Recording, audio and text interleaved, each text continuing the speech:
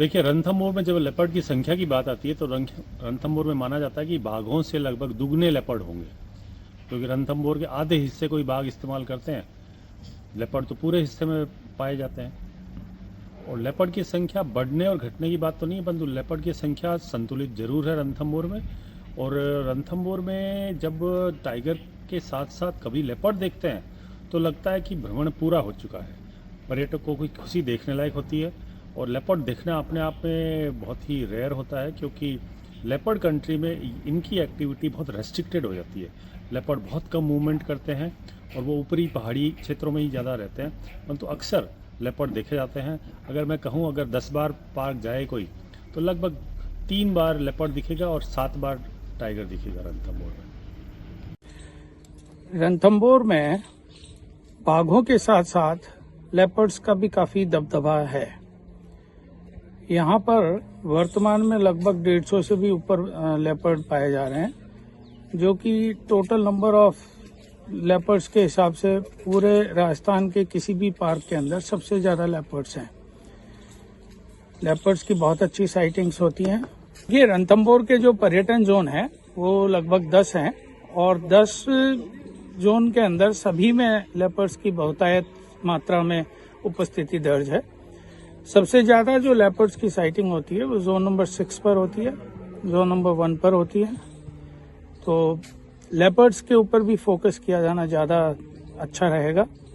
एक टाइगर ही एक गारंटी नहीं है, लेकिन टाइगर के साथ साथ इसी बिल्ली प्रजाति का जो भी जानवर है लेपर्ड, वो भी काफी इम्पोर्टेंस रखता है। लिहाजा लेपर्ड के इस बढ़ते हुए कुनबे के लिए मैं साधुवाद देना चाहूंगा हमारी सरकार को, हमारे स्थानीय अधिकारियों को एवं इस पर्यटन व्यवसाय से जुड़े हुए समस्त गाइड एंड ड्राइवर्स को भी, जो कि मेहनत करके लेपर्ड्स की भी स्पॉटिंग करवाते हैं। लेपर्ड का जो सेंसस प्रभावी रूप से हमारे देश में किया गया था प्रोटेक्टेड एरियाज में, वो पिछले ऑल इंडिया टाइगर एस्टिमेशन के साथ wild life institute of India और टाइगर सेल के डेटा के बेसिस पे किया गया, जिसमें रणथंभौर में ये संख्या 167 लेपर्ड्स की थी। ये उन लेपर्ड्स की संख्या बता रहा हूँ जो हमारे प्रोटेक्टेड एरियाज में आए। अगर इसको हम पहले से कंपेयर करें, जो हमारे रिपोर्ट्स आती थी उसके बेसिस पे अगर हम कंपेयर करें तो ये इंडिविजुअल लेपर्ड्स की संख्या है और ये डेफिनेटली बढ़ रही है। क्योंकि जो आजकल हमें देखने को मिलता है लेपर्ड्स जो हमारे ह्यूमन वाइल्ड लाइफ कॉन्फ्लिक्ट में आ रहे हैं, पेरिफेरल एरियाज में आ रहे हैं, तो उसमें लेपर्ड्स की संख्या डेफिनेटली इंक्रीज हुई है। लेकिन मैं इस बात को भी और कहना चाहूँगा कि ये जो संख्या हमारी बढ़ रही है वो पेरिफेरल एरियाज में बढ़ रही है, क्योंकि अंदर जो हमारे टाइगर्स की भी संख्या बढ़ रही है तो वो एग्जिस्टेंस टाइगर्स और लेपर्ड्स को बहुत ज़्यादा अच्छा नहीं होता है।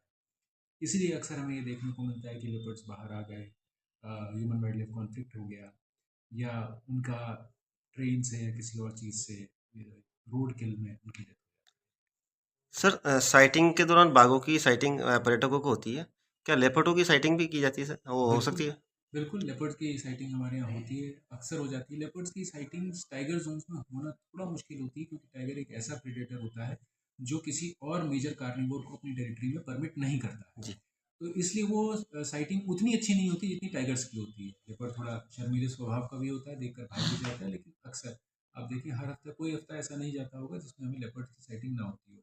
आजकल जो हमारा मेन रोड ही है अटल जी। सागर के ऊपर की पहाड़ी पे, वो अक्सर वहाँ पे लेपर्ड देखने को मिल जाते हैं। उसके आगे जब मिसलधरा पे चलते हैं वहाँ पर लेपर्ड्स की हो जाती है। ज़ोन 3, ज़ोन 2, ज़ोन 1, इन सभी ज़ोन्स में लेपर्ड्स की सेटिंग्स अच्छी तरीके से होती सर वर्तमान में अभी कितनी संख्या मान सकते हैं अपन लेपर्ड की? है। हम एस्टिमेशन एक कर रहे हैं। जी। वो एस्टिमेशन का डेटा हमारे पास अगले कुछ महीनों में आ जाएगा, तो एग्जैक्ट संख्या हम आपको